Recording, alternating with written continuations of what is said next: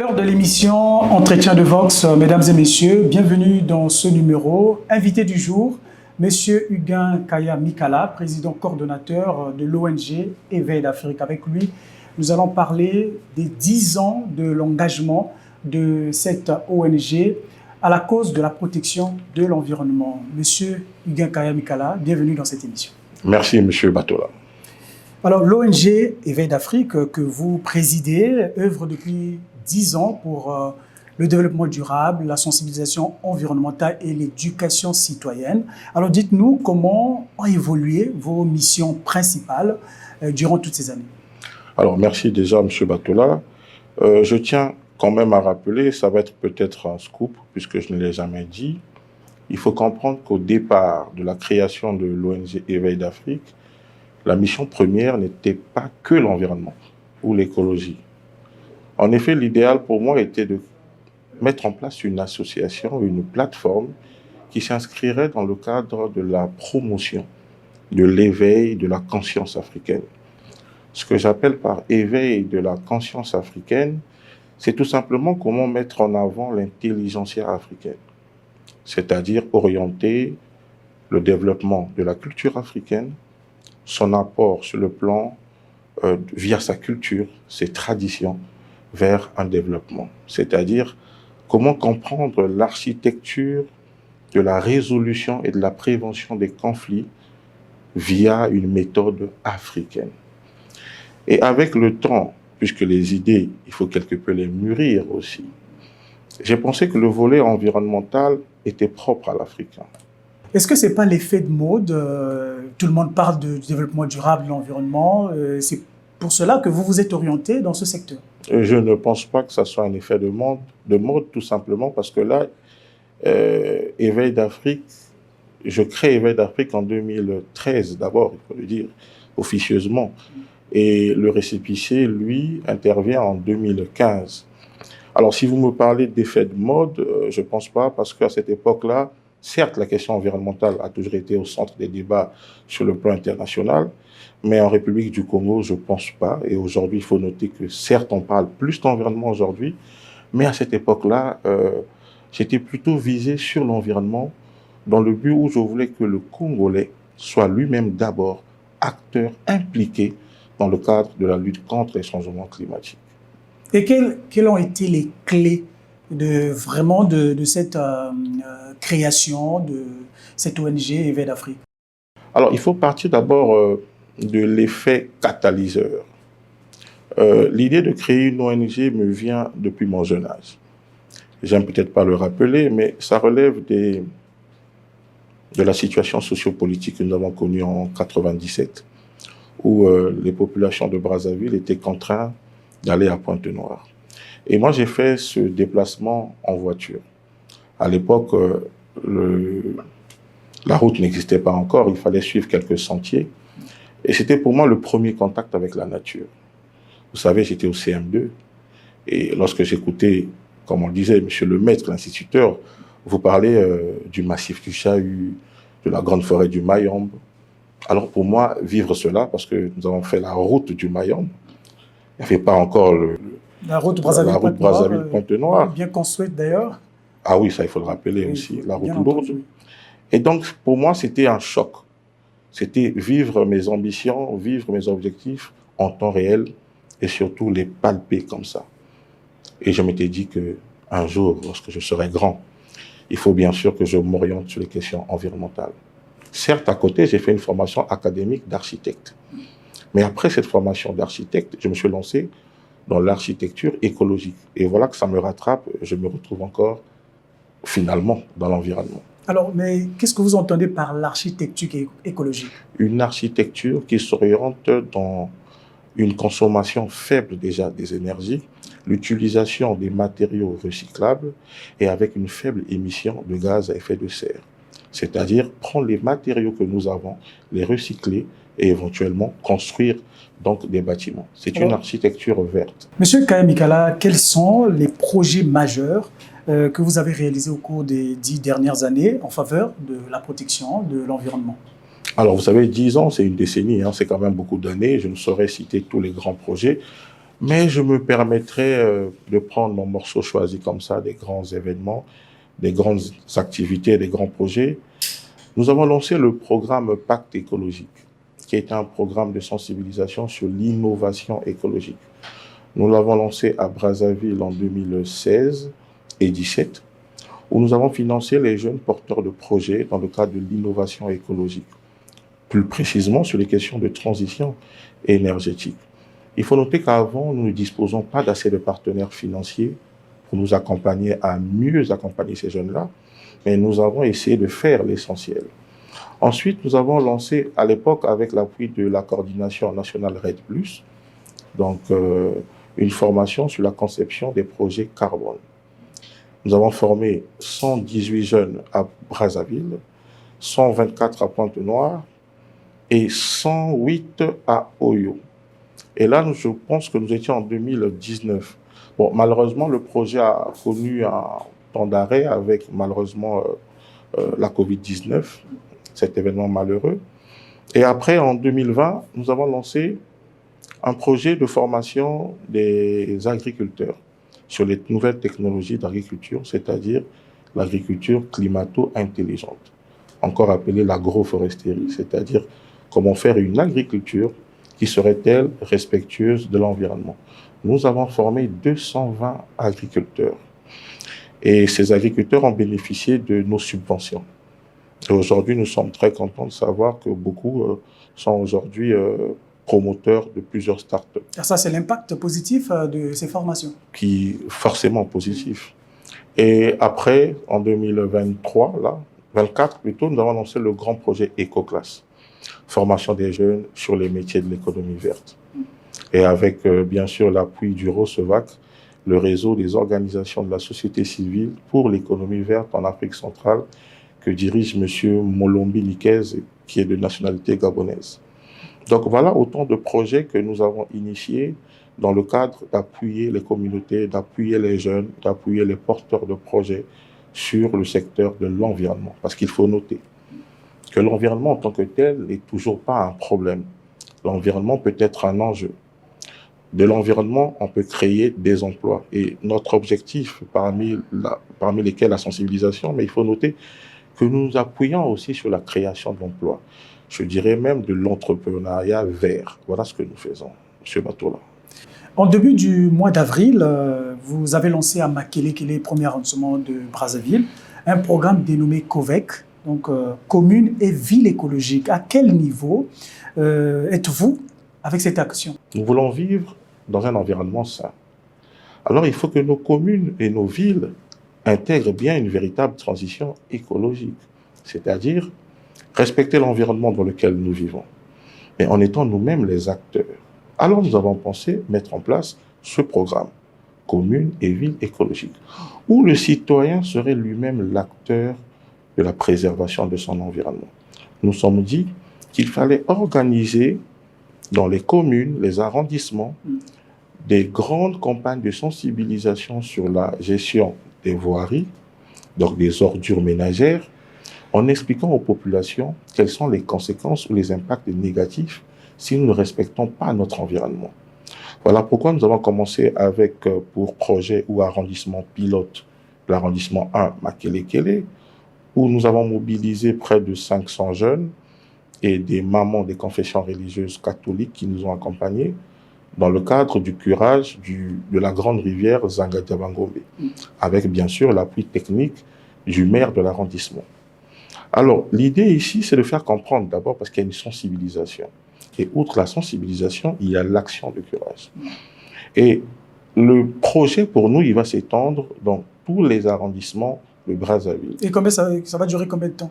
Alors, le projet va durer, pour sa phase d'expérimentation, 9 mois, parce que c'est un arrondissement par mois. Et comme nous avons 9 arrondissements, donc c'est 9 mois. Est-ce que vous irez au-delà de Brazzaville, à Pointe-Noire? Nous envisageons déjà qu'avec Pointe-Noire. Et après, il faut noter que nous sommes une organisation non gouvernementale. Ça veut dire que nous vivons de dons, de legs et de cotisations statutaires. Ce qui veut dire que si nous pouvons avoir un appui quelconque pour Pointe-Noire, bien entendu, ceci pourra aussi alléger un peu nos charges. Mais déjà, dans notre JBCR, il est prévu que nous soyons à Pointe-Noire, que nous lançons donc COVEC Pointe-Noire. Puisque pour mener une telle action, il faut un financement, mais un financement important. Sur qui vous comptez pour mener cette action, pour réussir ce programme? Alors, nous essayons de voir dans notre trésorerie, qui n'est pas toujours assez confortable, et nous écrivons très souvent aux partenaires financiers étrangers et à quelques Congolais philanthropes qui ont éventuellement une pensée écologique prononcée. Et donc, pour l'activité de Makelekele, nous avons organisé l'activité à fonds propres. Après Makelekele, nous serons à Bakongo. Sans être précoce, sans faire un procès d'intention, je peux déjà vous dire que cette activité se fera aussi à fonds propres. Et nous osons croire qu'à l'avenir, peut-être qu'un bon samaritain avec une vision écologique assez élargie pourrait éventuellement prêter main forte à cette initiative.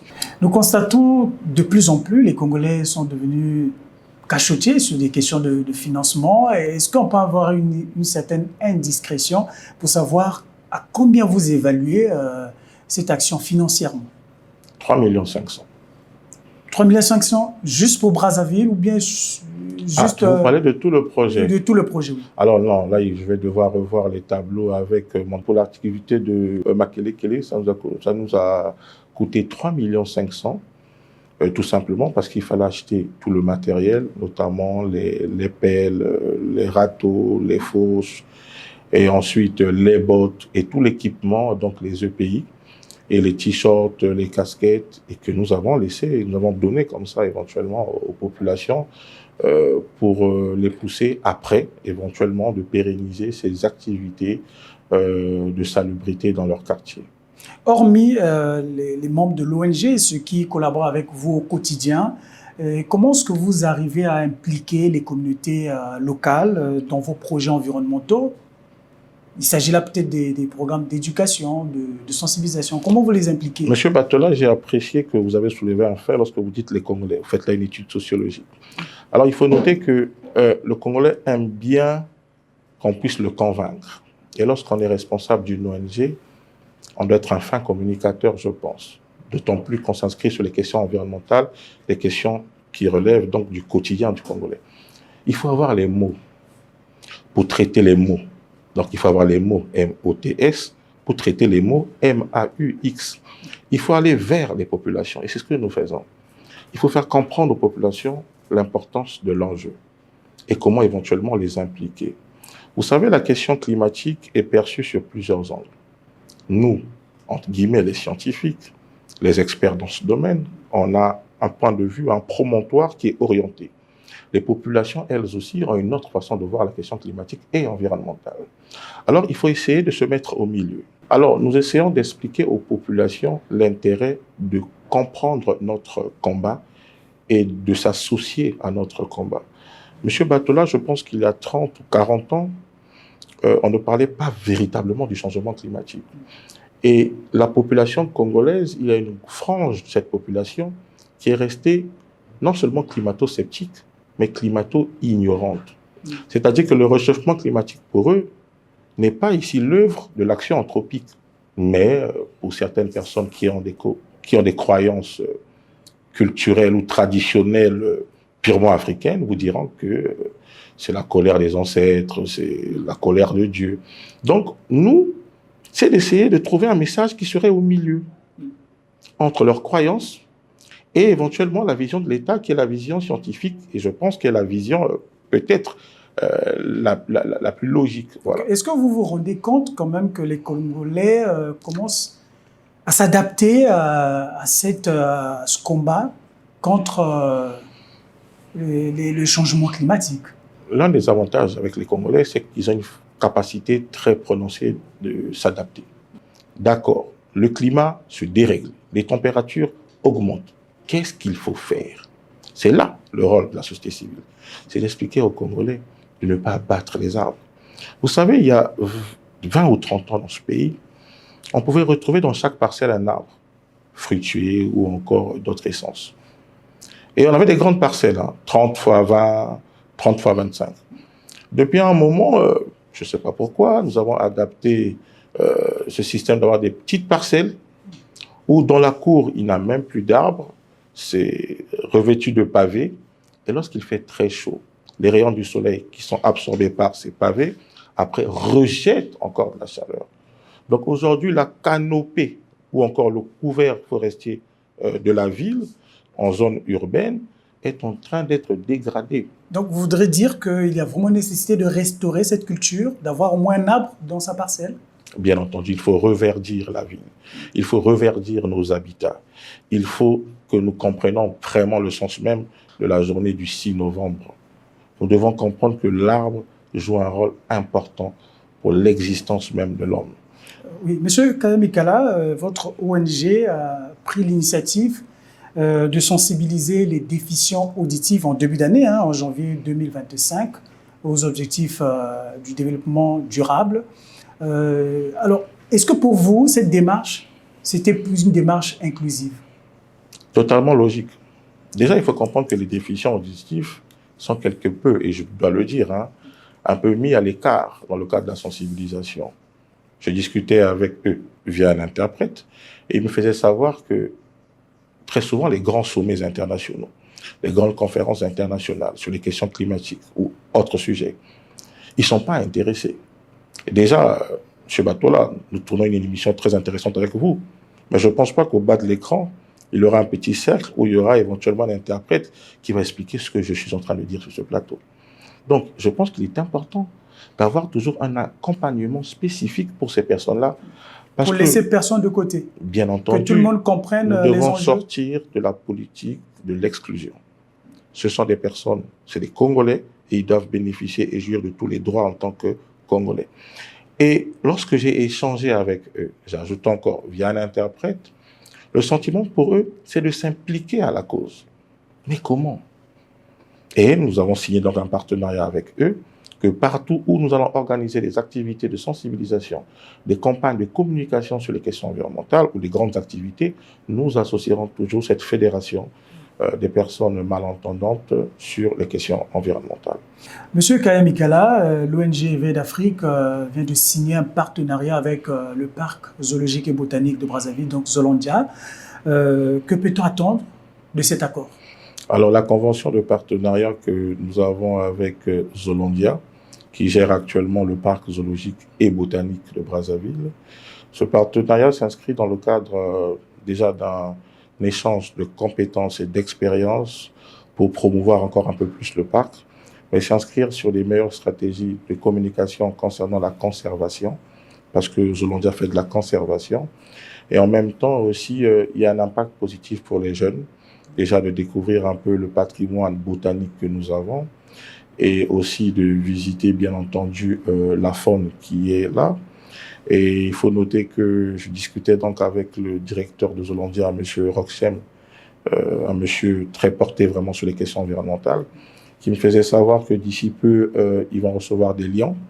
Et c'est toujours très intéressant pour la population brazzavilloise d'avoir là aussi des distractions saines. Moi, je suis de la génération 80. Je suis parfois outré de voir aujourd'hui, il faut qu'on se le dise aussi, qu'aujourd'hui, on n'avait plus trop des endroits de distraction, des endroits un peu plus sains où on pouvait, si vous le permettez, inviter sa petite amie, prendre de l'air. Et je suis un peu choqué. Aussi en famille, ça fait du bien. Et voilà. Et Zolandia met en avant éventuellement toute cette atmosphère-là, cet environnement-là. Il y a un parc d'attractions pour les enfants, mais il y a aussi un volet scientifique et pédagogique parce que les étudiants aussi trouvent là éventuellement, entre guillemets, un jardin d'Éden pour eux, pour faire des recherches sur le plan botanique. Et donc, notre partenariat se veut être non seulement sur le plan de la sensibilisation à la protection et à la conservation, mais la promotion aussi des distractions saines et qui dirait aussi susciter des ambitions pour les jeunes à s'orienter sur des formations dans les métiers de l'environnement et de l'écologie. Et quel sera précisément votre apport dans la promotion du parc zoologique? Alors, vous répondez déjà même à la question. Dans la promotion déjà, vous savez que les organisations non gouvernementales ont cette facilité d'avoir très souvent des partenaires à l'étranger. Et notre visibilité, si je me permets, sur le plan international aussi, nous permettra aussi de faire connaître Zollandia et ce qu'il fait en République du Congo. Et donc, c'est une question de visibilité, mais aussi de plaidoyer commun. Pourquoi je parle de plaidoyer? Parce que nous prenons part très souvent aux ateliers de renforcement de capacité sur la protection de la forêt en Afrique centrale. Et donc, nous mettrons en avant éventuellement ce que fait Zollandia et les grands projets qu'a Zollandia que je m'abstiendrai de dévoiler ici. D'accord. Actualité oblige, à l'initiative de la République du Congo, sous le leadership du président de la République, Denis Sassou Nguesso, les Nations Unies ont adopté la résolution de la décennie africaine et mondiale de la forestation et du reboisement. Et quelle est votre réaction? C'est une fierté pour le Congo, certainement. Un sentiment de satisfaction. C'est une fierté, c'est une joie, c'est une fierté, c'est une réussite diplomatique. Et c'est un grand pas pour la planète. Monsieur Batola, il faut comprendre que l'une des grandes causes du changement climatique, c'est la déforestation. Et il faut noter que la révolution industrielle qui nous a emmené éventuellement, qui a emmené le monde à se lancer à une course effrénée à un développement, n'avait peut-être pas avant perçu le grand danger de la déforestation. Aujourd'hui, la déforestation cause donc la disparition des forêts, mais des écosystèmes aussi. Aujourd'hui, il y a des espèces qui sont en voie d'extinction à cause de la déforestation. Nous, la République du Congo, nous sommes géographiquement dans une zone très intéressante et qui joue un rôle important dans le cadre de la régulation du climat mondial. Nous sommes dans le bassin du Congo, l'un des 3 poumons qui donc à côté du Bornéo-Mékong en Asie du Sud-Est, de l'Amazonie en Amérique du Sud, et nous sommes dans le bassin du Congo en Afrique centrale. Et le président de la République du Congo, son Excellence Denis Sassou Nguesso, est très porté sur les questions d'environnement. Tenez-vous bien qu'en marge de la COP 22 à Marrakech, au Royaume du Maroc, le président initiait avec ses pairs déjà l'instauration du Fonds bleu pour le bassin du Congo. Grande initiative planétaire, ce que vous comprenez, avec un impact positif. Et j'étais à Sharm el-Sheikh, en Égypte, dans la salle, lorsque le président de la République lançait cette initiative devant ses pairs de la décennie mondiale et africaine de la forestation et du reboisement. Et vous pouvez demander à tous ceux qui étaient dans la salle, j'étais à côté des Brésiliens et des Boliviens, et qui, eux, déjà voyaient en ce projet, s'il était adopté, une véritable grande porte de sortie et un avenir serein pour la planète. Et donc aujourd'hui que l'initiative ait été adoptée, c'est véritablement pour nous un soulagement.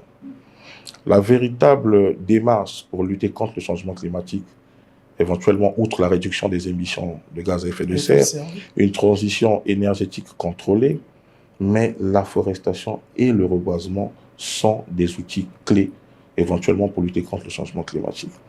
Nous avons une chance, M. Batola. Savez-vous que le taux de déforestation en République du Congo oscille en dessous de 0,02%. Et ceci grâce au dynamisme du président de la République et de son gouvernement, avec un code forestier très rigoureux que nous avons. Tenez-vous bien que 65% de notre territoire est recouvert de forêts, ce qui nous place au 15e rang sur les pays les plus forestiers au monde. Ceci est donc dû au leadership du président de la République. Et aujourd'hui, le monde a les yeux rivés vers le Congo. Pourquoi, M. Batola? Nous avons toujours été cette terre bénie qui a organisé des grands sommets internationaux sur la question climatique. Nous avons eu le sommet des 3 bassins. Nous avons eu la conférence internationale sur la forestation et le reboisement. Je pense qu'il était tout à fait logique que, éventuellement, l'initiative de la décennie passe aux Nations Unies. Maintenant, après cela, nous n'allons pas dormir sur nos lauriers. Il faut éventuellement, maintenant que la société civile... Et justement comment, bien, quelle sera votre contribution pour que le Congo maintienne le cap et surtout même pour promouvoir le planting d'arbres en faveur de la protection? Déjà, accompagner le plaidoyer. C'est ce que nous avons toujours fait. Là, je vais parler précisément de éveil d'Afrique. Accompagner le plaidoyer. Impliquer les populations à mieux comprendre l'enjeu de la journée du 6 novembre. Et je déplore un fait. Sortant de cette vision quelque peu étriquée, fortement médiatique, où la journée du 6 novembre ressemble tout simplement à un effet de mode. Voilà là où l'effet de mode intervient. Un effet de mode symbolique. On veut tous planter un arbre, très souvent à côté du président de la République. Et quand on nous voit à la télé comment on plante un arbre, et le 7 novembre, c'est fini. Rendez-vous au prochain 6 novembre. Non. Le planting serait une culture chez le Congolais, comme le dialogue, comme la concertation. Donc nous devons avoir éventuellement cette vision, ce comportement, cette éco-citoyenneté au quotidien. Et c'est ça notre combat. C'est vrai que le but n'est pas de passer à 80% de recouvert forestier, mais le but, c'est de concilier développement durable et préservation de l'environnement. Monsieur Batola, nous sommes dans une ville, Brazzaville, où nous avons des réserves forestières naturelles et des forêts urbaines. Le plan directeur de la ville de Brazzaville démontre bien entendu un couvert végétal assez important. Mais aujourd'hui, allez-y dans la forêt urbaine de la Patte d'Oie. Comment il y a une déforestation qui est en train de se créer, au vu et au su de tout le monde. Allez-y à la forêt du quartier Cité des 17, où la forêt urbaine d'Eucalyptus s'est transformée éventuellement en garage ou en dépotoir de déchets mécaniques. Et ça, c'est très dangereux. Ces forêts qui jouent un rôle important dans l'amélioration du microclimat de la ville, mais aussi en termes de séquestration du carbone, et qui aussi permettaient aux jeunes étudiants d'avoir un environnement sain et reposant pour méditer et étudier, aujourd'hui deviennent des décharges. Est-ce que vous pensez que la destruction de l'environnement ou la prolifération des ordures ou la malgestion des ordures ménagères ou des ordures industrielles, est-ce que c'est un péché comme l'a pensé le pape François? Parce que lui aussi, on l'appelait comme un pape vert, il disait que c'était un péché de détruire l'environnement. Alors, vous entrez là dans un volet religieux. Et je m'inscris dans le même volet que vous. Alors, s'il faut parler religieusement parlant, moi, je suis chrétien. Si j'adore Dieu, j'adore la création de Dieu. Alors, si je détruis la création de Dieu, parce que quelque part, je me mets en antagonisme avec la volonté divine. J'adore Dieu, je préserve sa création. Donc, c'est un péché. Si c'est abordé sur ce volet-là, bien sûr. Oui. Parce que, attention, il y a aussi des athées qui nous suivent, qui sont écologistes.